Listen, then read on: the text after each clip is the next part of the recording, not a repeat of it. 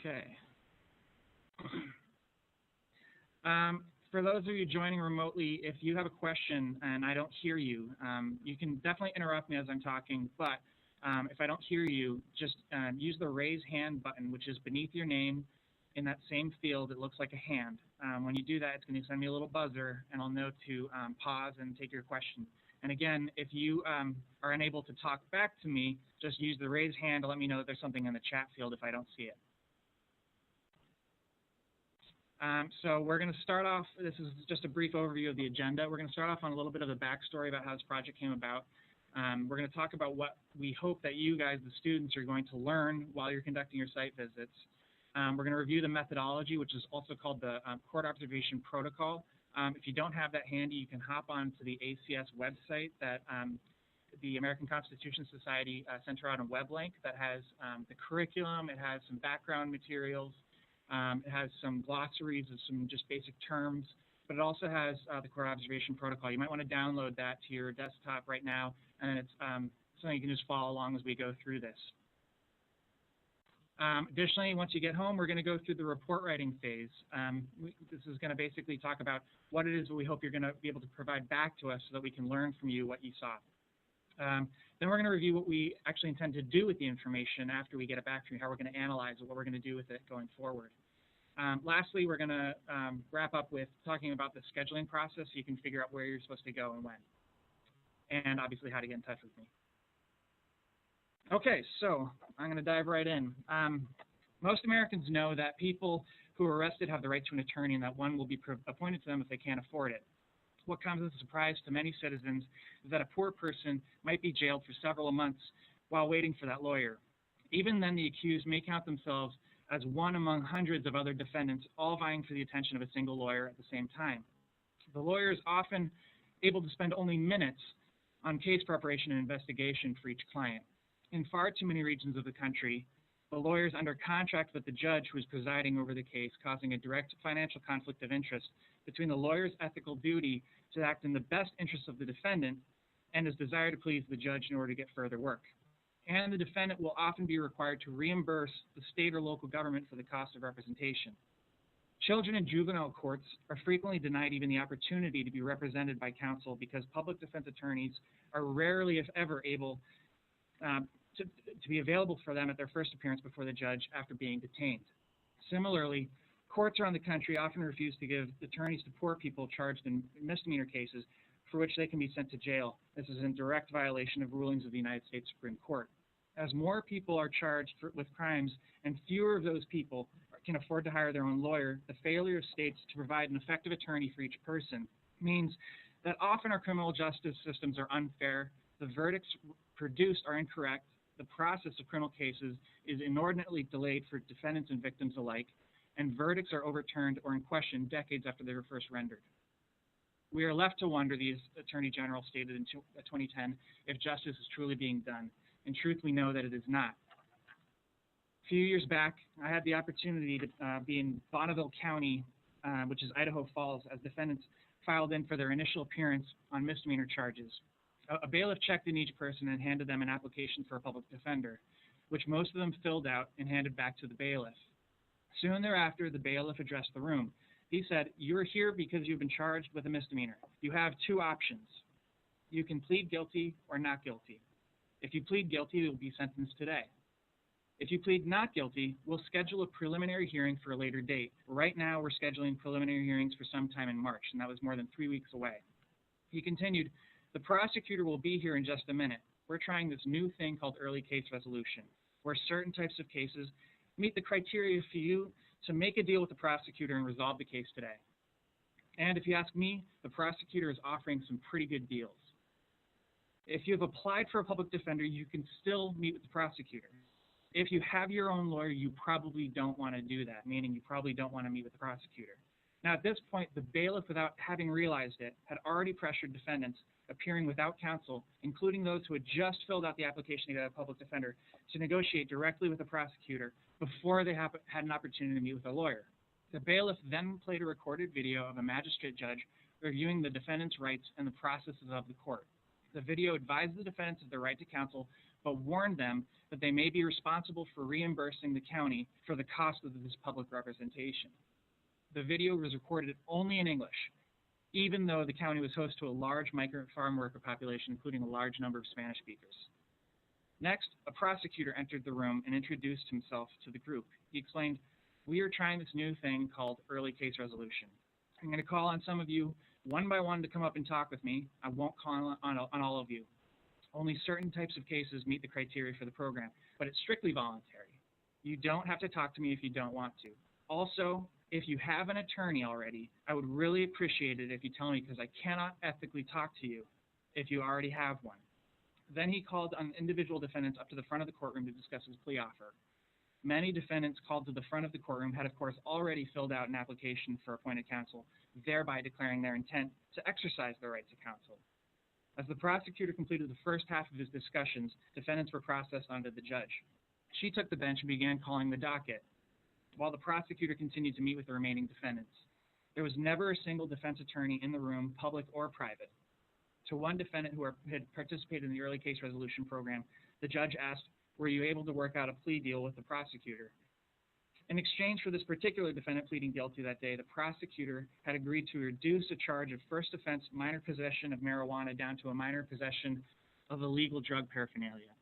The judge never made any acknowledgement that the defendant had already filled out an application for a public defender, and instead accepted his guilty plea and imposed a fine of $85.50 plus court costs, all without ever having asked for any written or oral waiver of counsel by the defendant. There was no discussion of counsel at all. The judge said to the defendant, "If you get in trouble again and come back here before me, I can impose a much larger fine on you along with a 6-month jail sentence."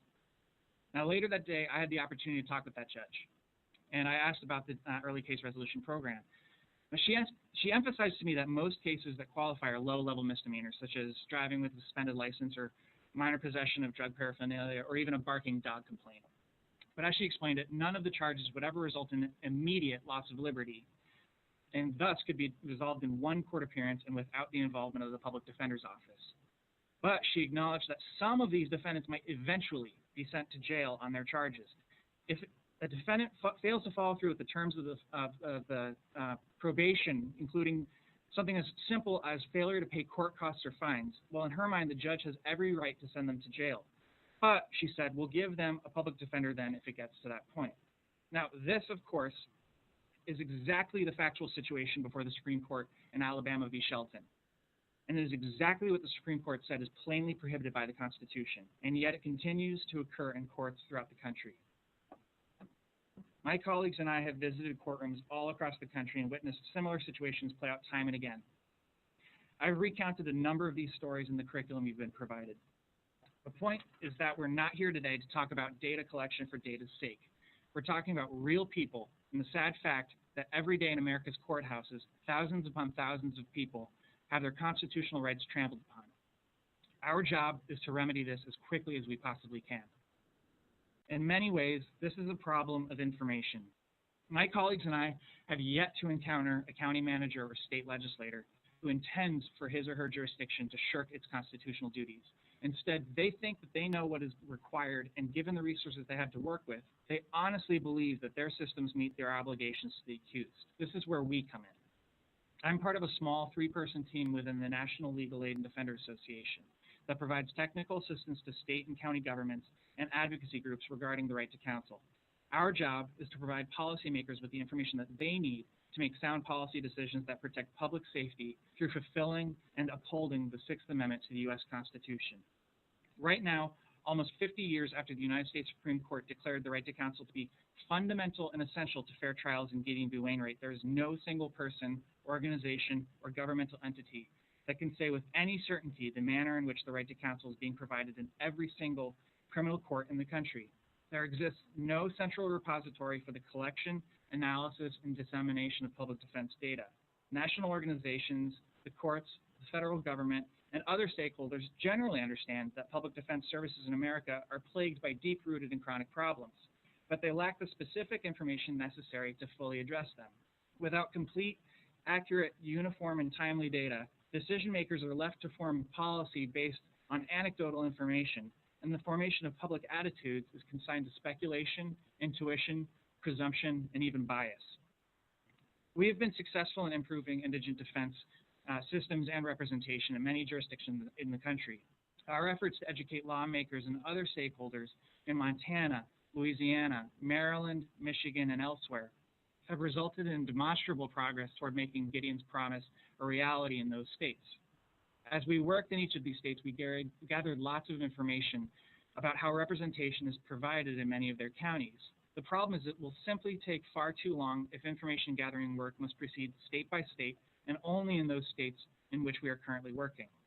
In Louisiana, for example, from our first meeting with in-state advocates in 2002 to Governor Blanco's signing legislation in 2007 that brought wholesale reforms to the way the state provides right to counsel service, it took a total of 5 years. We're now in our 6th year in Michigan. Solving our nation's chronic right to counsel problems at a rate of 5 or 6 years per state is just not acceptable to us. We need a new strategy. We've realized that what we really need is a standing body in each state to serve as our eyes and ears. The key for us is to find a mechanism that's not going to just work once perfectly, and then that's it. We need something that's going to remain fresh and energetic year after year. We discussed a bunch of fellowship ideas, partnering with nonprofit organizations in each state, or even founding new nonprofit organizations in each state if we had to. But there are significant problems with each idea and hurdles that have prevented us from even trying to implement a project. Eventually, we concluded that a partnership with our nation's law schools might be the solution to this problem. In our experience, by the nature of your law school training, each of you has a unique set of skills that are perfectly tailored to this project. We developed a court observation protocol and tested it with some of our law student interns in courthouses in Virginia, Maryland, and Pennsylvania. I was amazed at how thorough they were. They dove right in interviewing judges and lawyers. They decided to work in pairs so that one could feverishly take notes while the other one kept pumping someone for questions, whoever they were talking to. And their reports were clearly written so that I could easily pull whatever bits of information I needed later on. So now that we knew that using law students was a possible solution, we needed help developing ties with the schools, the faculty who would supervise the project locally, and the students who would do the actual data collection. We naturally turned to the American Constitution Society, as ACS has vibrant student chapters in many of our nation's top law schools. Together, we decided that during this pilot phase, we would start small, and we felt that it was important to start with schools with strong faculty support and where there was a high likelihood of student interest. The law schools at University of Georgia and Washington and Lee have fit this bill perfectly for us. For that, I want to thank you and your faculty, Professor Natkin and Professor Hashimoto, for participating in this project. It has long been a personal dream of mine. I've spent about 5 years developing this project, and so I'm thrilled that we're now at a place where we can test it out. We're going to learn from you on your work this semester whether this project will be worth replicating elsewhere. So from the bottom of my heart, I want to thank you for joining us on this adventure. So now that you know the background, what is it that you're supposed to learn? We're going to spend the remainder of this presentation going through pretty much the protocol line by line. Again, I'm going to focus on what it is that we hope you're going to learn from the site visits and the methodology for collecting that information. And later on, I'll talk about the logistics and process for helping you figure out where you're supposed to go. Again, and this includes you guys coming online, stop me at any point if you have any questions. Again, use the raise hand button and type something in the chat function if you can't talk to me directly, okay? Your curriculum details the right to counsel case law and what is required under the 6th Amendment to the United States Constitution. There, you're also provided with full information about how that right is currently provided in the states, the various methods employed in the states and counties for doing so, and what is required under national standards for attorneys and systems to ensure uniform quality under the Constitution. I recognize that many of you may not have had an opportunity to read the curriculum entirely, and that is absolutely fine, but it is important that you do so before you head out to court. We'll have time to cover any questions you might have about the curriculum during this presentation today, but I'm also available by phone and email after today to answer any questions that might come up later on. So, what are you supposed to learn about the jurisdictions you will be visiting? Perhaps it's easiest to break the project into two equally important parts. We're trying to find answers to a set of systemic questions, and also we're trying to find answers to a set of procedural questions.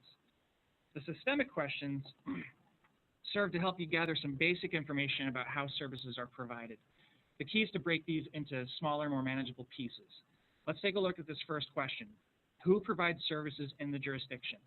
Here, it's important to remember that in most parts of the country, direct client representation is not provided through a standing public defender office. Most jurisdictions actually provide these services through a series of contracts with private attorneys, people who take public clients as just a part of their actual casework. This might be someone who's a real estate lawyer who happens to take a contract to serve as the public defender for, a year or 2 years or so on. So in the jurisdiction that you're visiting, what is the entity that provides services in that jurisdiction? Is there more than one? How are conflicts handled? For example, in Shelby County, Tennessee, which is where Memphis is located, there's a public defender office. It happens to be one of the oldest in the country. The county uses this traditional public defender office model to represent clients, adult clients, in capital, felony, and misdemeanor matters in the downtown courthouse. But it also has a contract with a number of private attorneys to handle cases in the handful of suburban municipal courthouses outside of downtown Memphis. The public defender office, however, does not represent any clients in juvenile delinquency matters. That is handled by an entirely different right to counsel service provider, which happens to be a contract shared among a small number of private attorneys. The next question here is, what entity has oversight authority on the direct service providers? In Shelby County, again, this is the public defender office is a function of county government, which means that it's under direct authority of the elected county mayor. The juvenile defender system is a contract negotiated and signed by the presiding judge of the juvenile court. And lastly, you'll need to learn the source of funding for each type of service provider in the jurisdiction. In Shelby County, there are actually three. First, there's the primary system, the public defender office, which receives its funding as part of the county's annual budget. The juvenile contract system gets its funding through the juvenile court, which in turn receives its annual budget from the county. And finally, the municipal contract defenders who are overseen by the county public defender are paid for with funds from each municipality. In the curriculum, I've gone into significant detail on how these three factors here on the screen impact the structure by which indigent defendants receive appointed counsel. The bottom line for you to remember here is that just because the system operates in one method for one type of case or for one group of clients or in one particular courthouse, it does not necessarily mean it operates in that same way everywhere else in that jurisdiction. Okay? So we're going to move on to procedural questions. Once you understand how each right to counsel system is structured in that jurisdiction, the next set of questions you'll need to answer involve the method by which those services are provided to each individual client. First, in what stages in the various types of cases of the right to counsel being provided? The curriculum shows that there are various types of criminal cases. There are capital, felonies, misdemeanor, juvenile delinquencies, and so on and so forth. And for each type of case, there are multiple stages of the case. There's the trial phase, direct appeal, state habeas, post-conviction, and then there's federal habeas. In the trial phase alone, there are multiple stages, and jurisdictions vary as to whether or not defendants are afforded the right to counsel in each stage. I've provided you with a stages of the case glossary that's going to help you a lot here. In one jurisdiction, counsel may be provided immediately upon arrest. In others, counsel may not be provided until after the defendant's first appearance before a judicial officer. And even then, the defendant may not learn of his attorney until several weeks later. And most often, the availability of public counsel entirely depends on the type of case and whether or not the defendant is detained pre-trial. As we discussed in the curriculum, early access to counsel has significant impact on the defendant's case outcomes. So your job is to identify when the right to counsel actually attaches. The next question you need to answer is, how are the appointments to individual cases made? What is the process here? Are there one or more defenders literally standing in the courtroom so that all the judge needs to do is call on one of them as soon as the defendant has been deemed financially eligible to receive appointed counsel? Or do the attorneys staff courtrooms judge by judge so that they're representing clients based on which judge the case happens to have been assigned?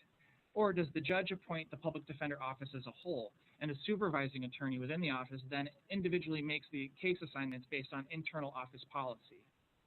Directly related to this question, do defendants waive the right to counsel in significant numbers? In your curriculum, you'll see a number of sidebar vignettes describing courtrooms where we have watched defendants forego the right to counsel for a host of reasons, and I began the presentation with one such story.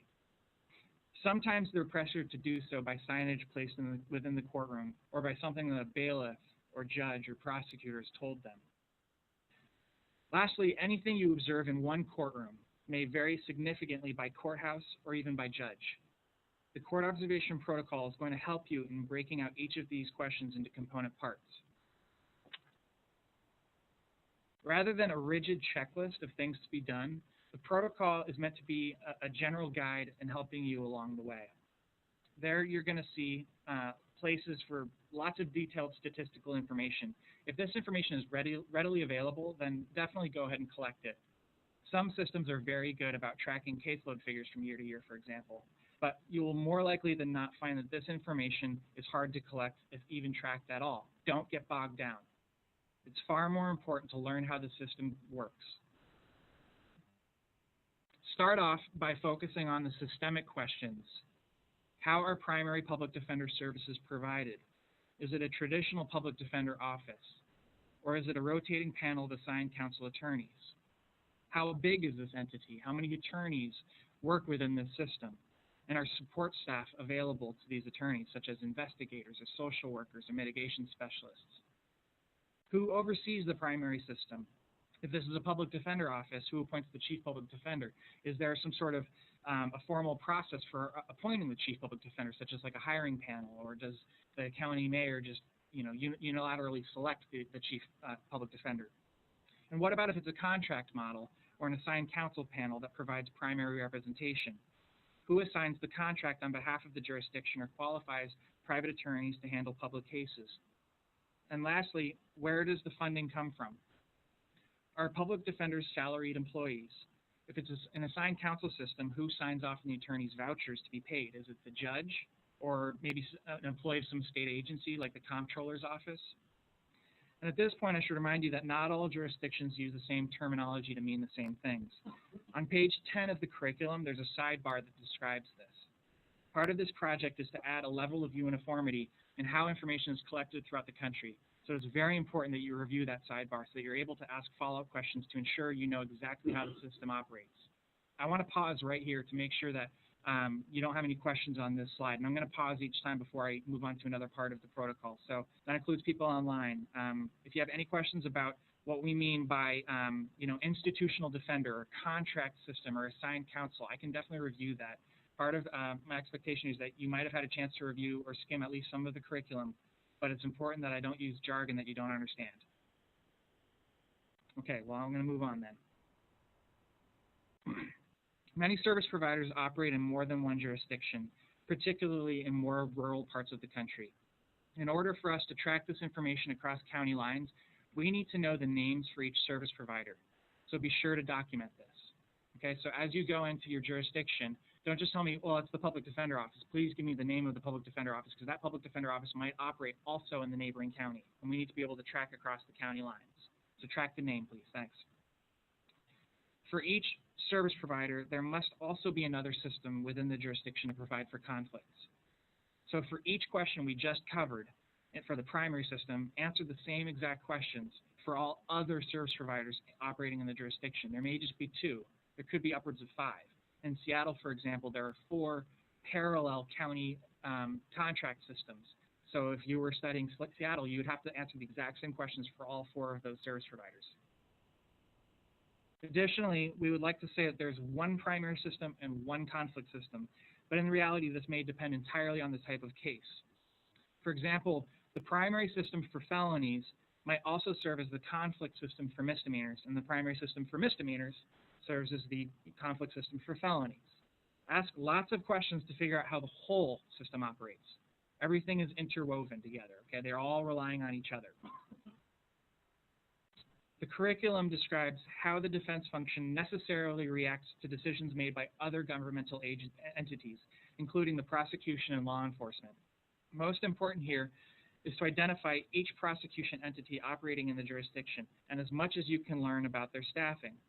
If you can get detailed statistics, great, but again, don't get bogged down. Remember, for every county-level prosecuting system, there may also be a municipal-level prosecuting system that handles low-level felonies and ordinance violations. Many of the charges filed by city prosecutors carry potential jail time, which means that the right to counsel attaches. Does everyone understand that? If anyone can go to jail for any amount of time whatsoever at any potential point and resulting of their initial arrest, then the right to counsel attaches. They must be provided a lawyer, or they have to have a full opportunity to knowing and voluntarily waive the right to counsel. Everyone okay? Anyone have questions about prosecution right now? All righty. Be sure to also track the number and size of local law enforcement agencies. The United States Supreme Court has made very clear that while a state has quite rightly mustered a vast machinery to investigate and prosecute alleged crimes, our adversary criminal justice system in this country requires that the defense be able to match the prosecution's resources in order to ensure that criminal trials are fair, correct, swift, and final. Additionally, the protocol asks for information about the number and location of correctional and jail facilities in the jurisdiction. The more scattered that these facilities are around the jurisdiction, the more difficult it is for defense attorneys to access and meet with their clients pre-trial. Any questions about that? All right. As I mentioned earlier, the idea behind this project is to collect the same sets of information from year to year. That means future groups of law students will return to these same jurisdictions to see what's changed since your site visit. The information that you collect about courthouse facilities is important not only for understanding how the system works from day to day, but also for helping the next group of students to more effectively conduct their court observations. For example, I visited many courthouses that have strict policies on bringing in cell phones into the courthouse, including exclusions from bringing in ones with cameras. So your iPhones may be things you have to leave in the car. You need to find that out and let people know who come after you. It would be helpful. Okay, yeah. So we visited courthouses where the public defender's office is located directly across the hall from the probation department. Because of the office's location, clients may be reluctant or flat out refuse to meet with their attorneys for fear of running into people that they worry might be looking for them. Similarly, and as noted in the previous section, the location of the jail impacts the defender's availability to meet with their clients. If the jail is located far on the outskirts of town, then the travel time necessary to get out to the jail and back to the courthouse obviously takes time away from meeting the rest of the attorney's case-specific duties. Here, you're asked to describe any signage in the courthouse or within the particular courtrooms directed toward the attention of defendants. In the curriculum, you'll see examples of signage and brochures that apply subtle pressure on the defendants not to exercise their Sixth Amendment right to counsel. For example, in Nez Perce County, Idaho, there's a sign posted on the clerk of court's window that says in bold letters, if you want a public defender or you apply for a public defender, it is not free. Okay? Documenting this information where it exists is critical. In downtown Detroit in Michigan, we saw a placard inside the courtroom that had, the dollar amount that it would cost for misdemeanors and the dollar amount it would cost for felonies for people requesting lawyers. That was subtle pressure against them actually exercising the right to counsel. All right. This section also guides you in detailing the overall size of the court you're visiting. This is a question about, a printout of the roster for all of the judges and divisions of the court. There may be many divisions of the court, and you probably won't get to all of them if there are tons. It's important to know how many there are and what types of cases each one presides over. If you are able, collect statistical information, but as with before, don't get bogged down trying to do so. Often this information is kept with the court administrator or clerk of court's offices. You can go there when you get to the courthouse and ask them for any statistical information about the courts, just to get a sense as to how many, broken down by type of case, how many misdemeanors, how many felonies, how many juvenile delinquencies, how many civil commitments do they handle year by year. Collect a 3-year printout if you can. Go ahead and ask them for that information. They may be happy to talk to you about anything, any other questions you have about the jurisdiction. Don't be shy. Okay. The criminal process from the perspective of the defendant is critically important. Once you have a grasp of the structure of the indigent defense system, devote most of your attention here. You will not be able to learn how the local system's criminal process works solely by sitting in court. So much of it actually doesn't even happen in the courtroom. A lot of it happens behind closed doors. Instead, you will have to interview various actors within the criminal justice system to fully detail the criminal process. Next off, you need to understand how the defendant is notified of the right to counsel. In what stage of the criminal process does this notification occur? And is there a formal procedure for applying for a public defender? Remember that this may vary significantly by type of case or by judge by judge, and it also may vary if the defendant was held in custody following arrest or if he made bail and was released on his own recognizance by the arresting officer. Okay? The next set of questions help you understand and describe the availability of counsel at each important proceeding during the trial phase.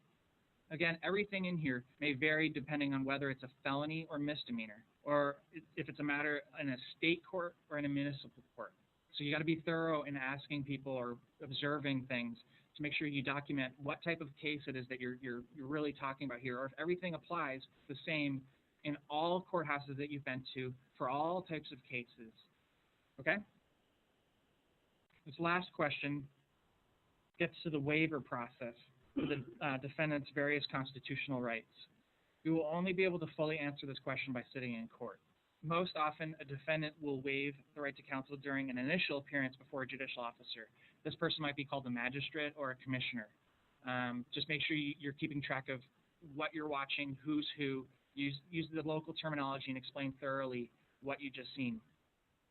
It might also happen during the arraignment on the charge, which might be a couple of weeks after the initial appearance before a judicial officer. There may not be a formal waiver process at all, used in every courtroom or by every judge. As things vary, make sure you take good notes of what you've seen. Any questions about this? All right. We've already gone about identifying each entity in the jurisdiction that provides the right to counsel service, including the primary and conflict systems. So for each service provider, it's important to learn in which types of cases it provides representation. The stages of the case glossary is going to help you here because it lists various types of cases. But you should know that jurisdictions use their own terminology for lots of things, including some hyper-localized jargon. So, for example, someone might tell you, well, we don't handle 527s, and you have no idea what a 527 means. It could mean involuntary commitment to a state mental health facility for all you know. It doesn't matter. You don't know, that's fine. Ask questions. If you don't know what something means, just ask the person you're interviewing.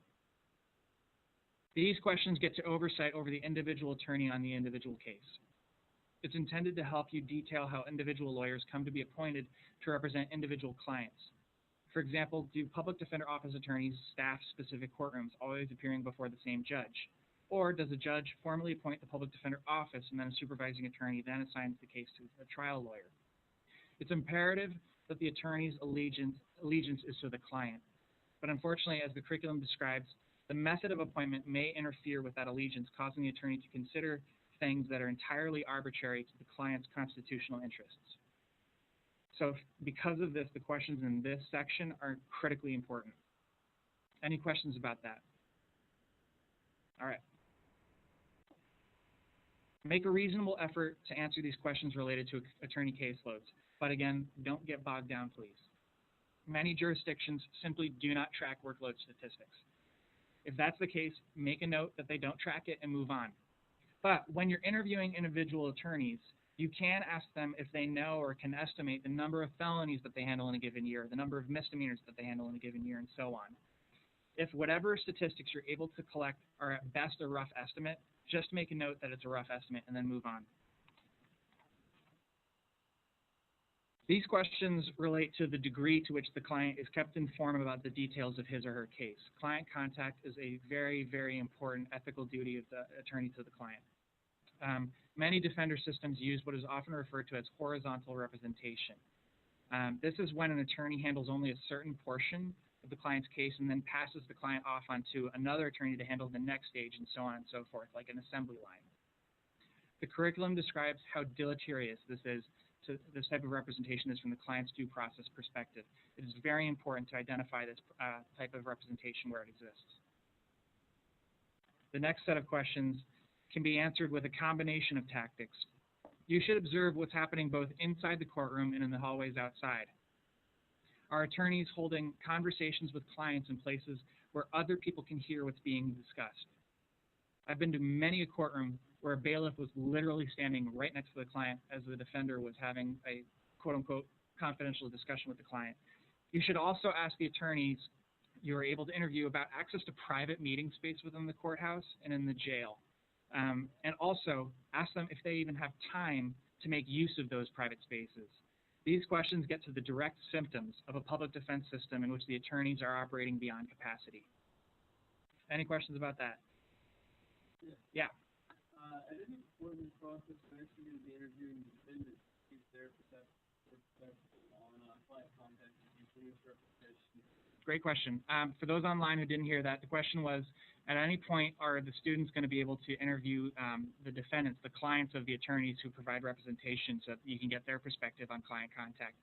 The answer is that's entirely up to you. I would definitely encourage it if, for example, you just watched an arraignment docket where person after person has just waived the right to counsel. Follow one of them out in the hallway, explain who you are, and ask if you can ask any questions of them. Additionally, you know, as an attorney is meeting with a defendant, one of their clients, and they part ways, you can follow one of them out into the corridors. That's absolutely fine. You should also, though, talk to the attorney, too. Make sure that you talk to the attorney to get both perspectives on the representation quality there. Any other questions? Cool. Public defense attorneys must have the time, tools, and training to meet their performance obligations. We've just discussed time. If they don't have the time to go out to the jail to meet with their clients, then they're operating beyond capacity. In this next section here, what we're getting at is access to the tools that they'll need, such as investigators and social workers. The answers to these questions all impact the level of advocacy that the client receives. Any questions about use of social workers or investigators or anything like that? Okay. Similarly, all attorneys must have access to ongoing training so that they know what is expected of them, they're able to keep abreast of the constant changes in the law, and they must be adequately supported through supervision to help them meet their performance expectations. Any questions about training and supervision? Alrighty. The failure to properly identify conflicts of interest is often rooted in the system's structure. For example, in Nez Perce County, Idaho, the primary system is a private law firm of 3 attorneys that handles every case in the system for a single lump annual sum. If a conflict exists, it is the firm's responsibility to identify it and then pay for the conflict counsel out of that same annual sum. So for each conflict it identifies, the firm loses money. In other words, the firm has a direct financial incentive not to properly identify conflicts of interest. So as you go about answering these questions, remember from the curriculum there are 3 types of conflicts. There are cases involving 1 or more defendants, conflicts between a third party and the defendant, and a conflict between the lawyer and the defendant. This Nez Perce example is one between the lawyer and the defendant. Any questions about conflicts? All right. The representation of children in delinquency proceedings is among the most important, but sadly it is often treated as an afterthought by defender systems. Many service providers will use juvenile delinquency representation as a training ground for new attorneys. The questions here get to the process for providing representation in delinquency matters. In many ways, the specific questions are similar to questions asked elsewhere, but because of the importance of juvenile representation, we've highlighted this section for special consideration by you. I should note here that juvenile court proceedings may be closed to the public. That would prevent you from actually sitting in court and observing juvenile court proceedings in action. If this is the case, make a note of it. Make a note that you were not able to go in there. You can talk to the judge. You can even call the judge in advance of your site visit to just make sure that you can get access. The judge might grant you access. But if you're not able to get in there, just make a note of that, and then do your best to answer these questions through interviews with various people in the system. Any questions about juvenile representation? Okay. Actually, I do have one. All right. Would you suggest that we answer to also guardians that write them often in addition to No, because the question was, should you interview guardian ad litem attorneys who often are appointed by the court to represent the child's best interests? In juvenile delinquency matters, we're talking about a quasi-criminal offense. Guardian ad litem would generally be someone who's appointed in an appendicy proceeding. That person may also be involved if, after the dependency proceeding has been established, they would continue on as a court-appointed advocate, but they're not representing the child given the child's wishes. They're not an advocate of the client. They're an advocate of the state because the client is not of majority age. You can definitely interview them to get information about how the public defense system operates, but they're not actually a public defender. Any other questions about juvenile representation? The existence of specialty courts is growing exponentially from year to year. Generally, they are created, though, without consideration for the impact on defender services to their clients. The process by which a defendant's case is transferred from a treatment court may vary from one jurisdiction to the next. For example, who has discretion to transfer the case out of the formal criminal process? Is it the prosecutor or the judge or the defense attorney or someone else? Maybe even a probation department supervisor. Also, is the defendant required to plead guilty prior to admittance into the program, or does the defendant have the ability to complete the treatment program to thereby avoid a conviction outright? Similarly, the role of defense counsel in these courts varies greatly by jurisdiction. For example, does the defense attorney serve as a member of the treatment team, or does he continue operating as the defendant's advocate in the specialty court's proceedings? These are extremely different roles. It's important for national policy discussions to understand how these specialty courts operate, which is partly why they're included here in the protocol. I'm not sure if you are all familiar with specialty courts or treatment courts or problem-solving courts. Usually they're broken down by what type of case it was, like drug court or mental health court. We've seen lots of different names. We've even seen a family reunification court. So if anyone has any questions about specialty courts, I'm happy to take some questions about that. Okay. So now that we've gone through the entirety of the court observation protocol, you may be wondering how on earth you're expected to answer every single question in here, especially if you only have a single day's site visit to a courthouse very far away. Some people were talking about going to West Virginia, which I have no idea how far that is from where we're currently sitting, but the answer, it's closer than DC, okay. The answer is absolutely not. You are not expected to answer every single question. When we conduct our standards-based assessments, we usually go for multiple days. And we also pull together a large site team to make sure that we have answered every single question that we have before we go home. But we're fully aware of what we're asking of you is something quite entirely different from that. We simply ask that you do your best. As described earlier, there's going to be another group of students that we hope, if this pilot project turns into a full project, the next group of students are going to go in future years returning to the same jurisdictions that you've just visited. Your job is to their job is to pick up right where you left off. They're going to do their best to fill in any details that you were unable to uncover. So make a note in your reports of those areas you couldn't get to because of a lack of time or any other reason, okay? Let's talk about strategies and tactics you can employ to help you on your way. First of all, everyone loves to help law students. Why? Because by and large, most of them were exactly where you are right now. Present yourself as someone who's eager to learn, and you will find that most people are willing to answer any question you pose of them. Every criminal justice system is a very complex animal. Don't take one person's answer for granted.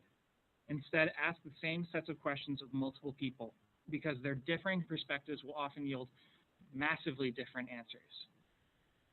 Sit in court and observe arraignment dockets. These are the big, big dockets where lots of things happen all in a very short period of time.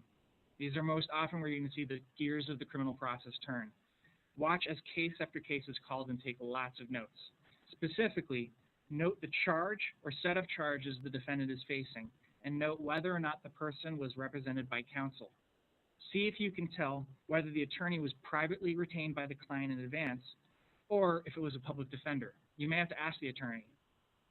Write down exactly what was said during the proceeding and by whom. This is really important when it comes to the process by which the defendant waived his or her constitutional rights. U.S. Supreme Court case law requires that waivers are known and voluntary. Often what is said during the proceeding will make clear if this is the case or not. So it will make clear if the defendant had any idea what they were doing. If the defendant is asking lots of questions, then chances are they're not sure. Lastly, what was the outcome for each defendant? Remember the story I used to begin today's presentation. Did you watch a proceeding in which an uncounseled defendant was sentenced to probation rather than jail time? And will that defendant face jail time if he fails to meet one or more of the conditions of probation? If so, then a Shelton violation just occurred. The judge is prohibited from sentencing a defendant to probation and then later imposing jail sentence unless counsel was provided to the defendant at the original charge in the original court proceedings. It's really important that you guys understand this. So if you have any questions about a Shelton violation, please, you can ask me right now, or we can, shoot me an email.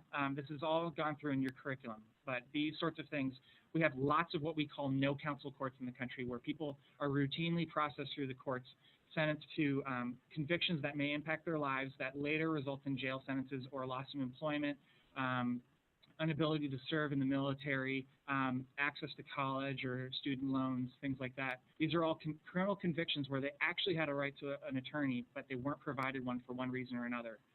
We really need to identify where these are happening so that we can help the policymakers address them.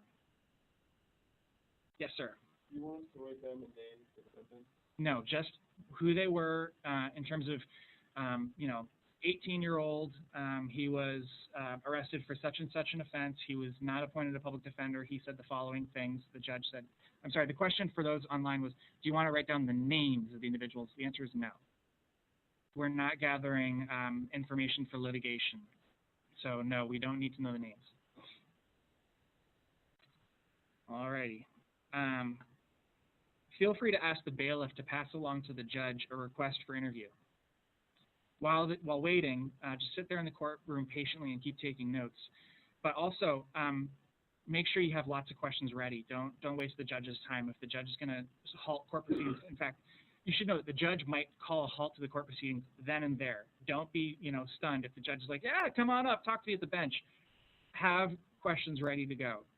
So you may want to actually wait a couple minutes after you've been sitting in the courtroom before you go and talk to the bailiff, so that you've watched a couple of things happen, get your bearings on what's going on in the court. Feel free to ask about specific defendants whose proceedings you just observed. For example, if you're unsure if a probationary sentence the judge had imposed on a defendant may later result in a jail sentence, feel free to ask the judge. Remember, and this is really important, you are there to learn about the manner by which right to counsel services are provided in criminal matters in that jurisdiction. You are there to watch things happen in real life rather than reading about it in a textbook or watching it on TV. This is your chance to actually get out into the field. You are not there to gather dirt on anyone.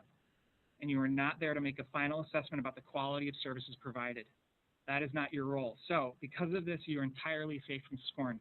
If anyone has an issue whatsoever with anything that you're doing, have them call your professor or have them call me. Okay, we're going to make sure that you guys are not getting yelled at by anyone. And if you are, give them my number. Any questions about strategies to employ? Yes? This might be at the next level. Okay. I assume that the defenders are pretty eager to talk to us, and I know something about judges in there. But I'm wondering about the prosecutors, clerks of court, others. How do we lay the groundwork so that the reception on their part is as good? Okay. I'm guessing this is the Right. The question was, in addition to talking to defenders, and the assumption was that defenders would be eager to talk to the law students, what about talking to prosecutors, court personnel, judges, sheriffs, probation departments, and so on and so forth? First of all, I would not assume that public defenders want to talk to you. Public defenders in a lot of jurisdictions I've been to oftentimes have a little bit of a bunker mentality in that outside interference is only going to uncover things that they might find embarrassing. Try and again use these strategies to present yourself as just eager to learn. You may want to be a public defender one day. You don't have to lie. You don't have to say yes, I want to be a public defender that day. But just it's harder for people like me who are usually there actually assessing quality to go into a jurisdiction and have a public defender really eager to talk to me because oftentimes they're worried about losing their job. Others in the criminal justice system, you should definitely talk to as many people of as many different roles as you possibly can.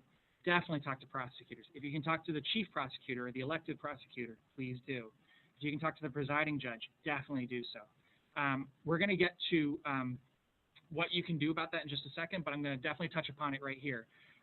You can hop online in advance of your site visit, and you can get probably a little bit of information. The more urban the jurisdiction, more information will actually be available online, including who they are, their title, and their phone numbers. Once you start calling someone, one of the best strategies you can employ, for example, if you call, first person you call is the court administrator, and that person just starts talking to you for like 20 minutes. One of the best things that you can do is to deputize someone. Basically say, hey, can I rely on you for a lot of help accessing other things? Can you help track down the following bits of information? I need to get access to this person. Can you give me their name and phone number? By deputizing someone in advance of your site visit, then when you check in with them first thing, they may have already scheduled interviews for you. You might find yourself, wow, that's great. I already have an interview with 3 different judges. Thank them profusely and then take full advantage. But you should definitely feel free to call in advance of your site visit to set up lots of interviews. But don't set up so many that you can't spend any time sitting in court. And that's why, perchance, groups of 2 might be the best thing to do here. Any other questions? Yes, sir. Given that you don't really think we will have time to get all the information on the sheet one, is there a particular source you want to get first, other than the appointment to court? So would you prefer a judge or a Commonwealth attorney, or a Commonwealth attorney, the sheriff? Right. What's the order of preference to it? So, okay, the question was, if the likelihood of the students being able to get to everything on the curriculum, what is the priority of people to interview in order to get to the most important things on the protocol? Would it be the judge or the chief prosecutor, the chief public defender?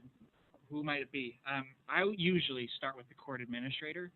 The reason I do that is that person has the least to lose in giving me a lot of help. They're usually they have no kind of fiefdom per se, and they actually have the most time. They also have the best bird's eye view over the entire system. So I would go to the court administrator or chief clerk of court, might be what they call it in different jurisdictions. Sometimes they have both, and every court kind of operates slightly differently. So I'm not sure exactly which one you should call. If you have a hard time getting in touch with that person, as I'll explain in just a second, I'm going to be contacting both the court administrator and the presiding judge to give them a heads up about this project. You should feel free to follow up directly with those 2 individuals to introduce yourself. And that might be a great place to start. The presiding judge in almost every single jurisdiction I've ever been to has been extraordinarily helpful to me. Okay? Any other questions about strategies to employ? To that extent, Mm-hmm. I can still find the letters that you or call someone, right? I mean, I know Yes.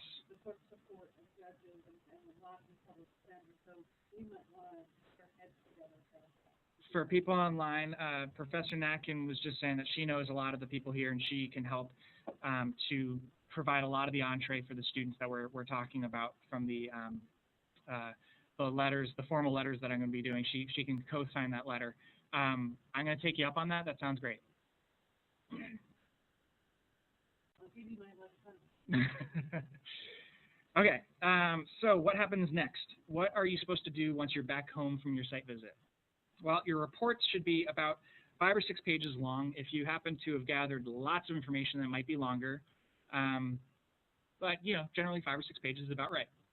Try to write in a narrative form rather than using yes-no answers to the questions posed by the protocol. This is because yes-no answers tend to not give us the full information that we need.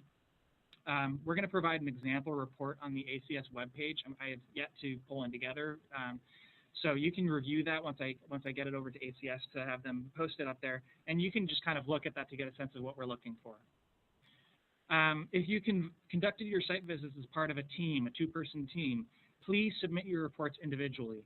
Each of you will have seen and heard different things, so we need each of your individual perspectives to get a complete picture of the jurisdiction.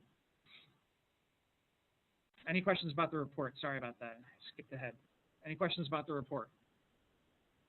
Again, you can email me questions once you get to that stage.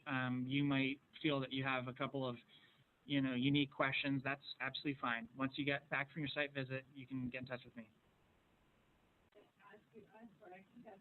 but what about following the phone calls? I mean, while if you're able to do the one day outside, and I think that's great, these guys aren't limited to that, right? Maybe that they will follow up the phone calls to do their hours. They do a thorough job of reporting. And so, I just want to make it clear to these guys that they aren't limited to 8 hours. Yes. Okay. This is the question is, what about follow-up phone calls? Are the students limited to completing their site work the second that they physically leave the jurisdiction? The answer is absolutely not. They are totally allowed to do follow-up follow-up site visits if they have time, but also follow-up phone calls. You may find that you have you caught an attorney in a courtroom and the person said, "Oh, I'd love to talk to you, but I'm in the middle of a trial. I can't talk to you right now. Can you call me next week?" Well, obviously, yes. Definitely take them up on that opportunity. So, yeah, follow-up work is totally great. Alrighty. So after we've received your reports, what then? Well, we're in the process of developing a national database of public defense delivery system information. We're going to analyze the results of your work and then feed it into our database. Over the years, as future groups of law students continue to refresh the information that you've collected, we'll be able to use the database to document how systems have changed over time. So we can actually put a time stamp, right, a date stamp on each little bit of information that we are able to pull out of your reports. And then we can say, well, how was it back in 2012? When we're now in 2015, we can see, oh, they've increased to 15 attorneys, or their budget has shrunk this amount. That sort of information is really easy to compare longitudinally. Eventually, we hope to build an interactive website whereby policymakers and the general public alike can all access the information that you and others have collected to understand how the right to counsel is provided for in every jurisdiction in the country, but we are not there yet. That's our dream. But as we said all along, we are starting really small to start this project. So how do we get started? What is the process for scheduling your site visits? Students at Washington Lee can work alone or in teams. I was talking with Professor Natkin. It seems like there are 12 of you, and teams of 2 seem to be pretty good. So we're going to go in that route. You should consider access to transportation. I have no idea if each one of you guys has a car. You should try and partner up with someone who does have a car, obviously, and try and work out your schedules together.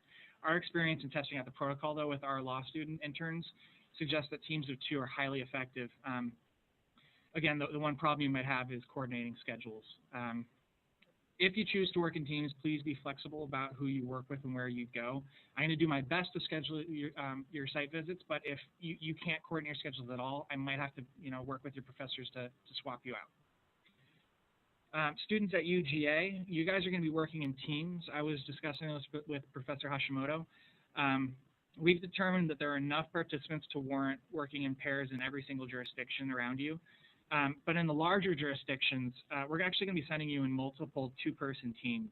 In these jurisdictions, teams should expect to do their site works on separate days so that you can ensure that you don't all get stuck watching the exact same court sessions.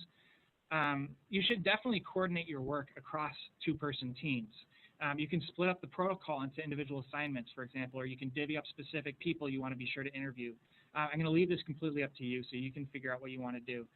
But as with the students at Washington and Lee, please be flexible about who you're partnering with, and I'm going to do my best to schedule all of you. I want to stop right there to make sure you don't have any questions about that before I move on. So especially UGA folk, if you have anything, just type it into the chat, but I'll turn to the Washington Lee people. Anyone? Okay. I'm going to begin by emailing each of you starting this coming Monday. My colleagues at the American Constitution Society have already been working with your professors to collect a list of your emails and phone numbers. Professor Natkin has made all of you sign in for that very purpose. I'm going to gather all that stuff starting Monday, and I'll soon thereafter start emailing you. This is going to start the scheduling process. What I'd like to know from you is whether you're going to work alone or as part of a team. If you're working as a team, please let me know who your desired partner is going to be so I can make sure to coordinate both of your schedules appropriately. I'd also like to know if there's a particular jurisdiction if you're interested in observing. And lastly, we need to know the specific dates and times that you're available to travel for your site visits. An important caveat here is that many of you have lined up or already experienced clerkships, externships, internships, or other opportunities in courts and agencies near your law schools. Others of you have worked in clinical programs that have placed you in courtrooms in nearby jurisdictions. In either case, our policy is not to have you conduct court observations in those jurisdictions.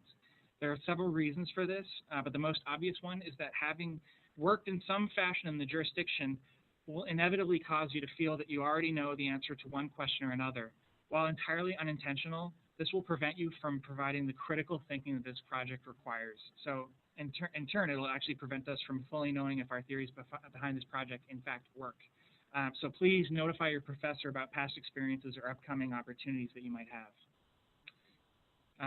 You should know up front that courts do not always have something worth watching every day of the week, okay? So if your best day is a Friday and there's nothing to see on a Friday, then it's probably not going to work in that jurisdiction. This is particularly the case in rural areas, but it also applies to some extent in more urban jurisdictions as well. I'm going to contact the courts to find out their court calendars. In doing so, I'll also explain the project and what it is that you'll be doing there. Lastly, and I just explained this, I'm going to follow up with a formal letter to the presiding judge or court administrator that spells everything out, which then they can, email around to everyone in the jurisdiction as they see fit. The reason for doing so is that we're not trying to play gotcha politics with anyone. In everything that we do, we try to be as transparent as possible. We have no use for trying to catch anyone off guard. So you're going to receive a copy of this letter, which you should, maybe print out and bring with you so that you have it on hand so that you know exactly what was said to the people there. It might be, useful in getting someone to not be mean to you, for example. Any questions about that? All right. Based on previous experience, it's going to require upwards of 2 weeks to get all of the schedules sorted out. For some of you, I may be able to line up site visits earlier than for others. Once I've gotten you scheduled and ready to go, you'll have 2 weeks starting Monday, the 6th, during which you can conduct your court visits. Some of you may be able to make multiple visits to the same jurisdiction. If so, that is fantastic.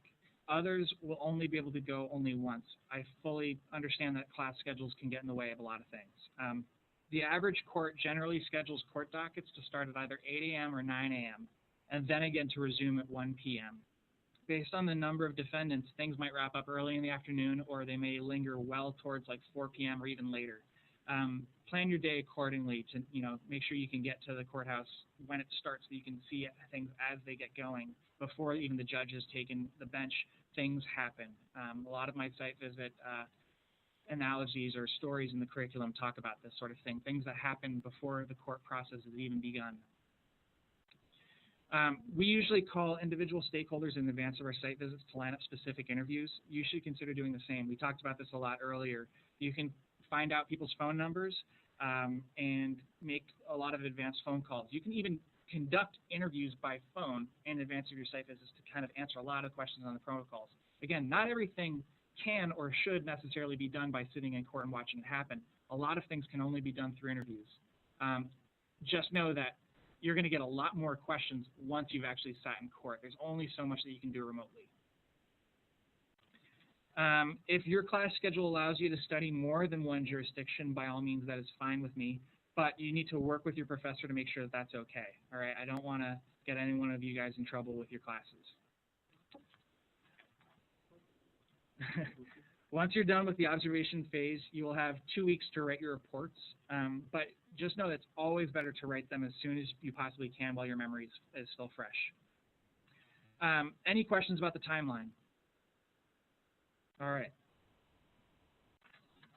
If you have any questions before, during, or after your site visit, please do not hesitate to call or email me. If the best time for you to reach me happens to be at night, because you have classes during the day, so you're only available at night, that is entirely fine by me. I'm here to support you the entire way, and my contact information is here on the screen, but I don't know if, especially you guys in Georgia, you might be in the back of the room, can't read it. So my cell is 202-591-6806, and my email is j.mosher@nlada.org. I'm going to leave it up there for one more second so you guys can type it all in. Alrighty. We're going to be scheduling a follow-up webinar to give you the opportunity to ask me any questions about things you've seen. This is yet to be scheduled.